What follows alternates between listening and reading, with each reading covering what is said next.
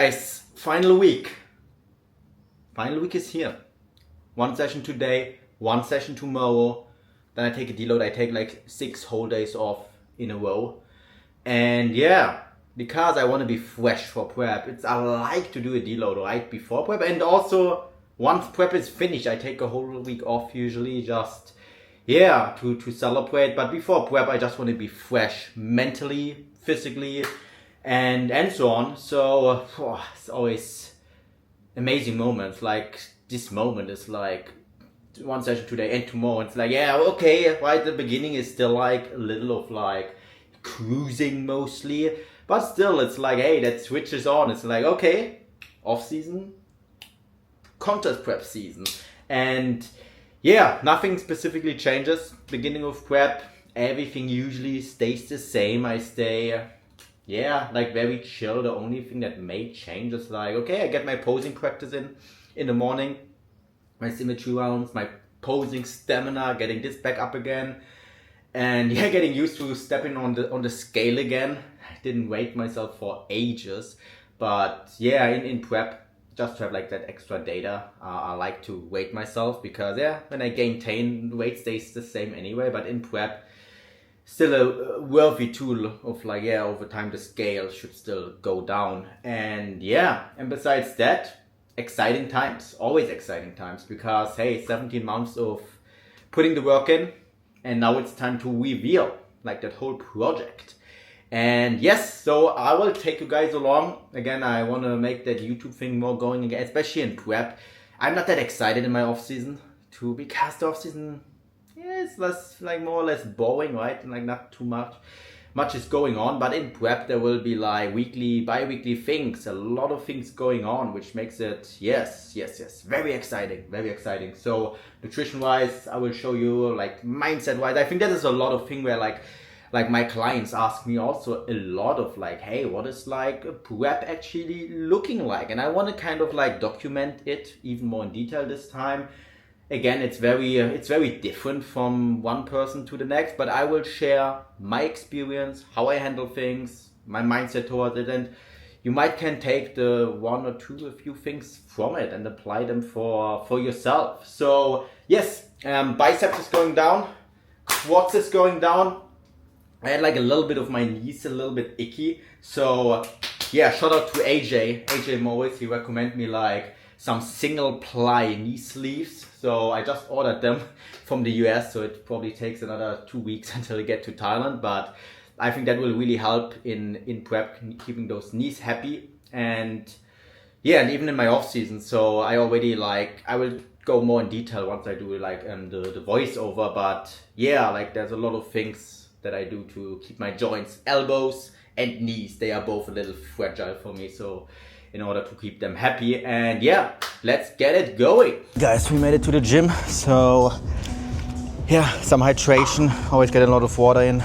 Starting off with biceps. So doing like those so-called squat curls first, followed up by, yeah, preacher curls. So it's 4 bicep movements today, all with myo reps, just to get like, conserve some energy. So that's the thing, if like you focus on something and you do like more volume there, especially on biceps or delts, like really myo reps help a lot, because at some point you can also like mentally tap a little bit out when you do like 4 movements. At some point you like go maybe a little through the motions if you do 3-4 sets on each movement. And with myo reps, those 4 movements I stay locked in, especially during those like very hard efficient reps. So I got the question like when to apply myo reps, and I would say, yeah, it's on like single joint muscles like arms, delts, calves specifically, or like movements where you like do more volume and you easy to like tap out mentally, where you just lose the focus, for instance. And yeah, and even during prep it will help. Again, it will help me conserve energy, conserve some like glycogen, so I don't need to do all those like build up reps basically. And yeah, and still get like a good amount of like efficient volume in. So that's the goal. So yeah, everything prepared, always liquid chalk. It's like a major thing. I still see a lot of people not using that. And I think I get like that extra one or two repetitions in on everything. I use it for pressing, for legs. I just feel like more stable, more safe with that. having my getaways as well, my intra workout. I have it like mid-session, so now at the beginning some water, because if I have my intra right at the beginning, it doesn't make sense. So once I'm like already like used up some energy, then I introduce like some intra. So yeah, getting it going again, myo reps, and doing like 1 or 2 warm-up sets. And yeah, I decided today to film with the microphone, so no voice over today. Let me know, guys, what you prefer more. Write it in the comments, voice over or just putting the mic on, or a mix of both, of like one time this, one time that. And yeah, from there we go. Alrighty, so final warm-up is done. So again, that's more of a shortened bias movement, and yeah, I have like a brief pause, like right here on top. And that is how I would always recommend it. Like when the movement is more lengthened biased, have a brief pause at the lengthened position so you don't like cheat out of it. And if the movement is like more shortened biased, makes sense to have a brief pause on the shortened position. Because again, when we don't have those pauses, we avoid basically the hardest part where we get the most stimulus in of the movement. So same with back movements. If we like, I like to have like a brief pause. If we don't, sometimes we already make like lengthened partials all the way.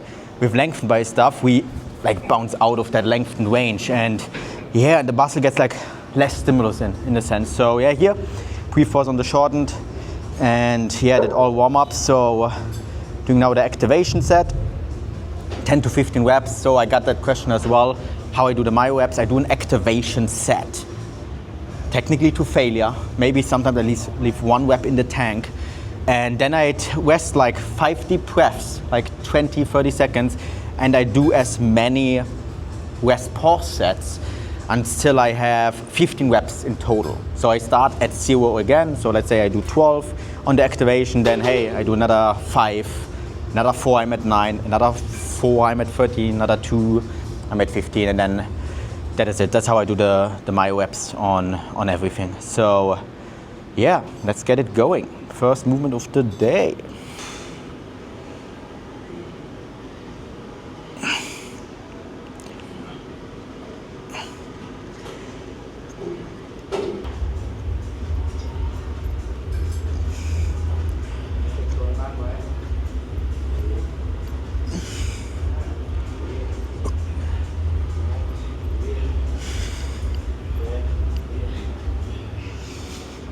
Okay.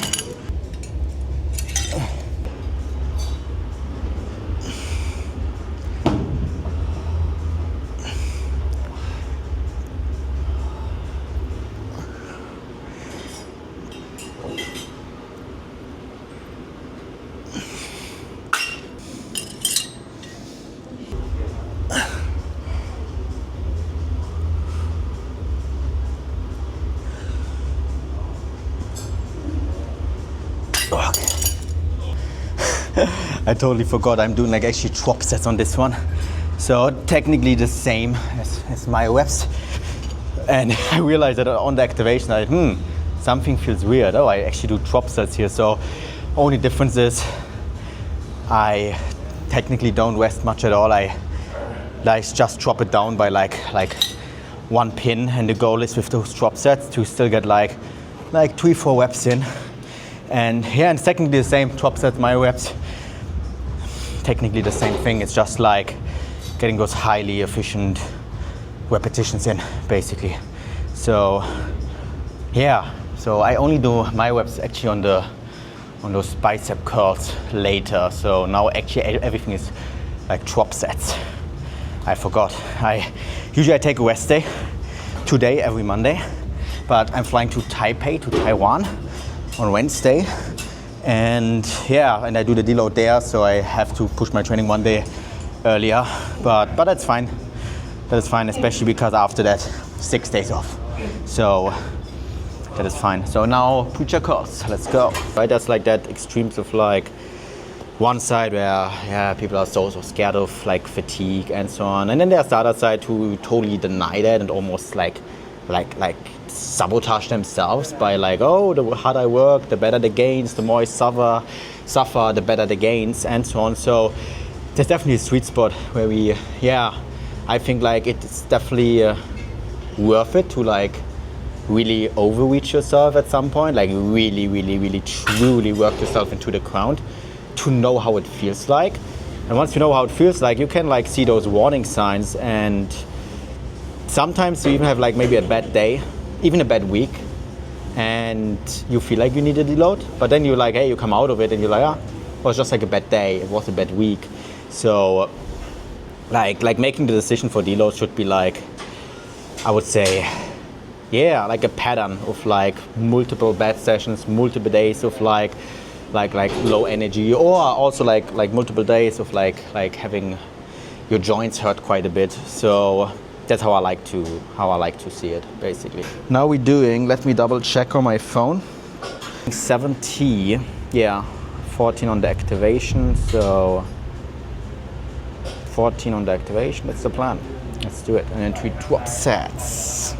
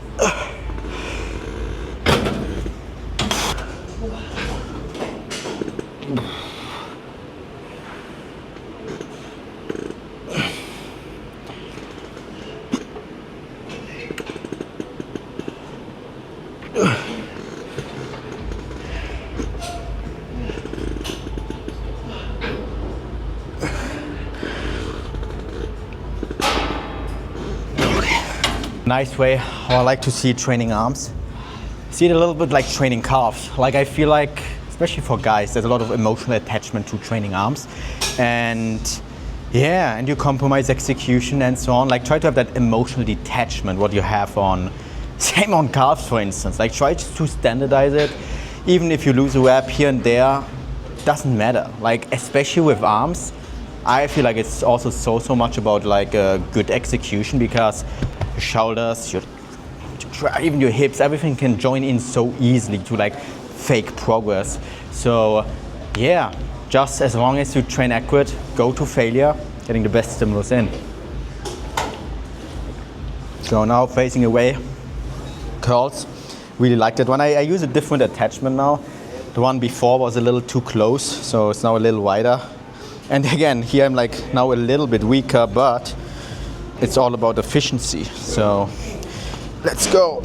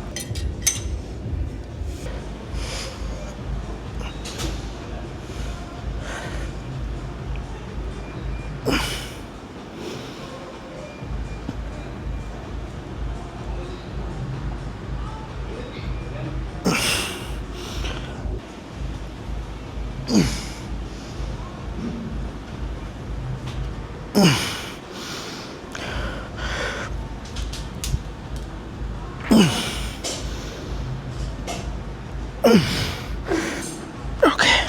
This one I'm doing like my reps now, because the drop set is just like not practical here. I have to hoard a lot of dumbbells. So yeah, here I do exactly what I explained before I did the drop sets. And yeah, let's go into it.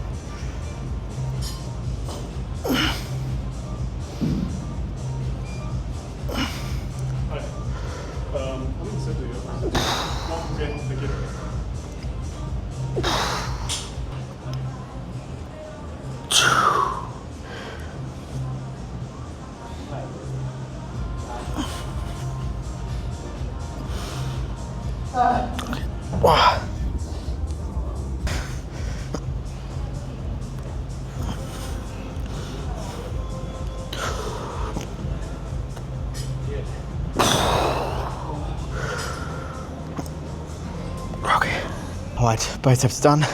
Not the best performance today because, yeah, it's week 8, so right before the deload, but also I skipped that one rest day, so that might be a thing. But yeah, still go to failure, still train accurate, so I get all the stimulus in. And after that, I will have so much recovery time to adapt. See the leg curls, guys? I love that Atlantis piece. Yeah, already maxing it out. So only downside is it's not that heavy. But yeah, there's always an easy way to work around it. It's not all about load. I introduced, for instance, pauses there now. So I do the full stack with, 1-2 second pause.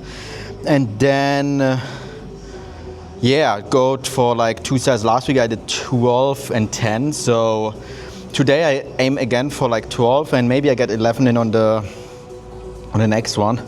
Yeah, so one thing worth to mention as well on biceps is since it's like the focus group. So the thing is when you prioritize a muscle group, let's say biceps, you do a ton more volume there, or also quads, you just overreach quicker. So now I'm at the point where I'm like, hey, I feel like my biceps is now, it needs that quake. It doesn't progress right now. And that's the thing, like when you overreach, it's also like, it can just be a muscle group. Sometimes just like the lower body, sometimes just specifically the muscle group you focus on. And therefore, I expect like that I maybe even here make now, hey, like still good progress, for instance. So that is like one thing to keep in mind.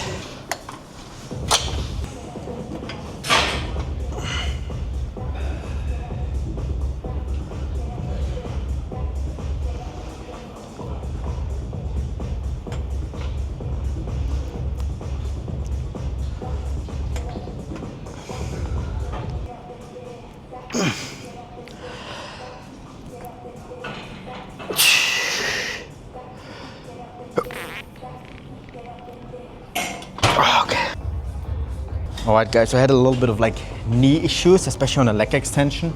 And I figured, I was involving my hip flexor or hip momentum a little bit more than I want to. And as well, like, since my knees are very fragile, I just work now with pauses, making the lightest load as hard as possible.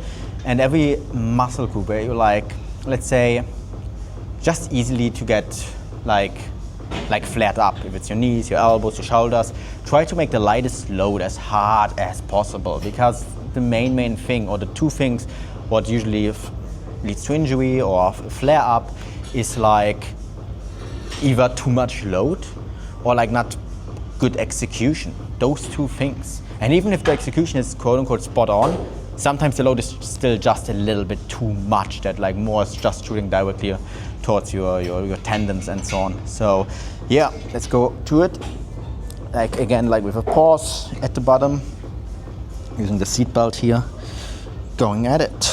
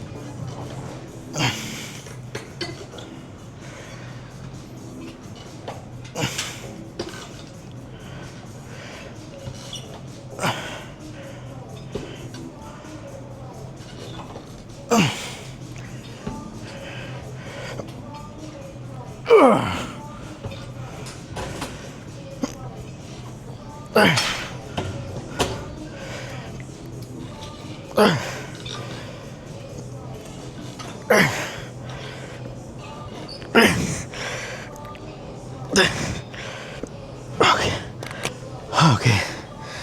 Yeah, that was good. Whew. So activation, I did like 10 reps and then top set I think 5-5.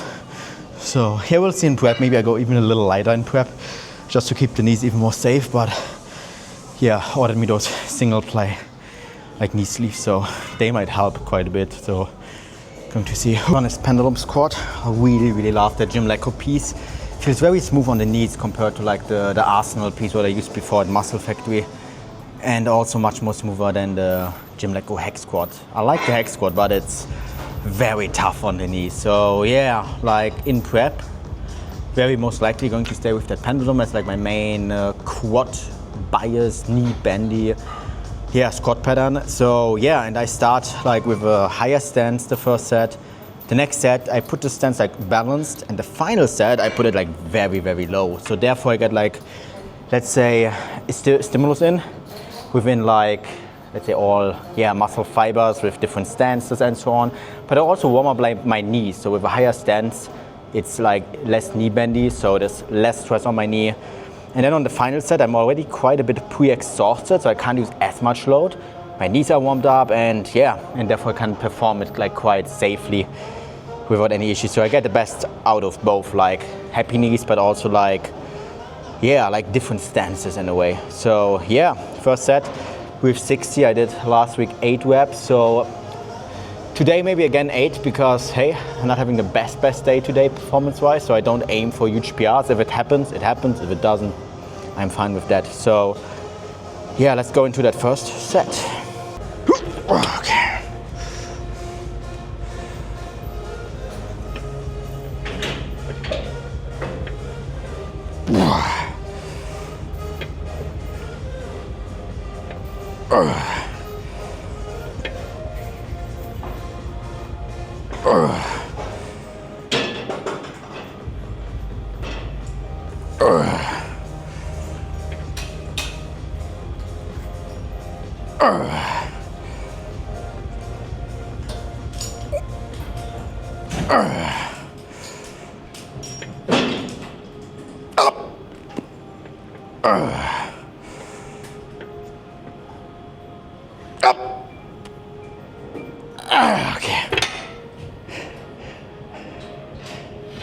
Alright, this was like an RP of 8 or 9, so 1 or 2 more reps would be potentially in the tank, but they would really like not be worth it today. Still get plenty of stimulus in with that. So now next set, reducing the load a little. Balance stance. Let's go. Up.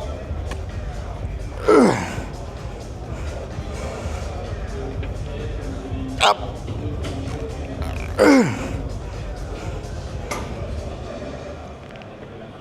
Up.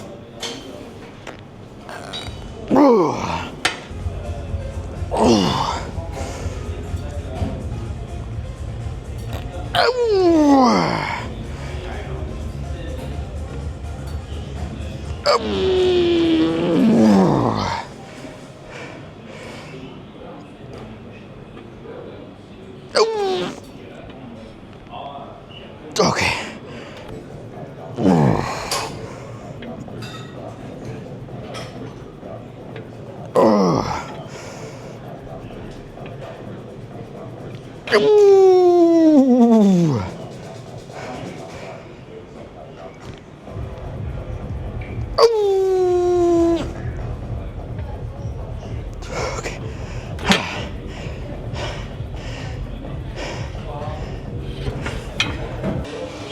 I also try to have like a brief pause there, just because with this stance it's also so easy to bounce out of that hole. So I try to intentionally slow down the concentric at the first 15-20%, just so my muscle is doing all the work.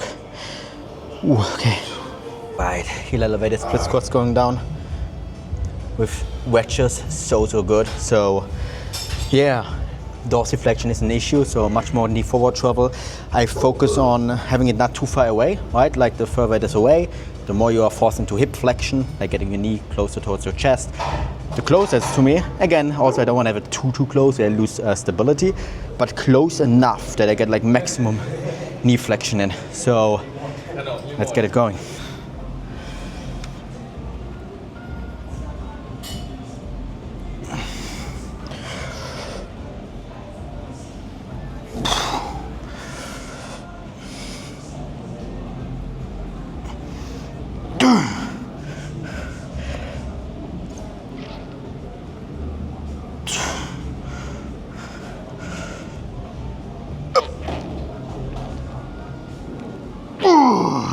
This one is like one of those machines that really humbles you. So I legit believe someone who moves the whole stack is cheating.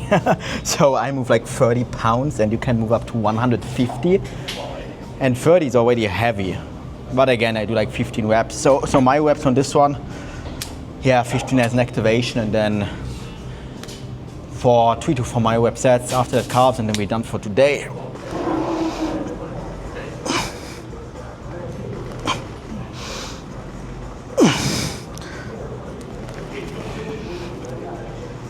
Okay. Definitely at this point, like quite fried already. And yeah, it's raining outside. Now the raining season starts in Thailand. And usually it always starts raining later in the day, so usually I train much earlier, so I always usually not end up in the rain on the way home.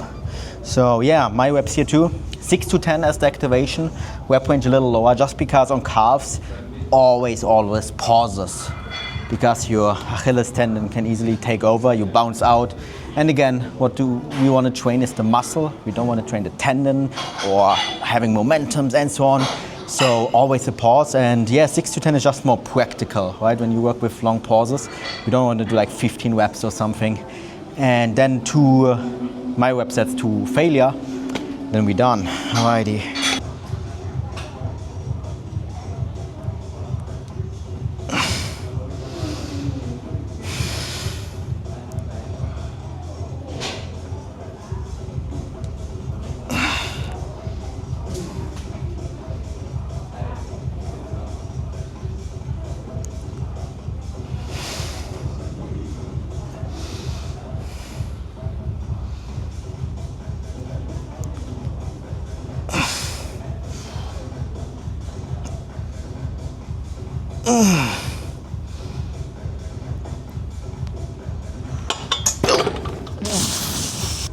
Good stuff. I always focus to have like a focal point like down there, all the movements. I don't try to look around because this can easily distract. Same thing why I use noise cancellation. When I'm in my set, I'm in my zone. So I try to only focus on each and every rep. Even calves, every muscle group I treat the same. And yeah, going with that. So yeah, and see the calf raises pisses me off sometimes when, yeah, like it mostly comes from beginners who like, obviously, right, you can't blame them, but so much misinformation out there, not enough context. They say, oh, why do you see the calf raises? It's a waste of time. Why you do this? Why you do that? But yeah, like those movements been done for ages. Crew some big calves for a lot of people, and there's still the benefit of like having, I mean, even like the smaller part of the muscle here, like it's also beneficial. It's still growing that, still prioritizing that, and also for dorsiflexion. So this base specifically helps me with like having much better knee forward travel on all my quad bias movements. So there's always a benefit. It's kind of like a dynamic stretch for me at the end, and it's still a hard movement. So if you feel like on a movement it's like it's hard, yeah, it most definitely builds some muscle. And yeah, and if it feels good, like go for it. Like that's always like a big thing. Also, never forget to listen to your body, like what feels good, what is fun, and don't try to like look always for like that, like optimal way, optimal exercise, and so on. As long as you train hard, train accurate, have fun with it, yeah, you build a shitload of muscle. That's always the main goal. So session is done. Now I hope it stops raining soon, and then yeah, heading home. One more session tomorrow, upper body. Then yeah, getting the deload in, and then yeah, prep starts. And again, I will have like a monthly like professional video for MBW, for natural bodybuilding worldwide. If you want to join, also locking like my whole journey there, like every like session, training day, locking how the week is going. It's like a diary kind of, but I write everything very, very detailed, where everything is at. And yeah, I try to have like weekly or bi-weekly YouTube vlogs like that to take you through. And yeah, I try to keep it up, because at the end, when prep is getting very, very hard, I always tap out. I'm like, fuck that. But let's see. I mean, now I have like that professional video once a month, so that kind of forces me. And I also try to keep the YouTube up, because you guys can, I think, really, yeah, benefit from that as well. Taking you through the prep and also through the hard days and so on, being very transparent as always. And yeah, wrapping it up here. See you in the next one.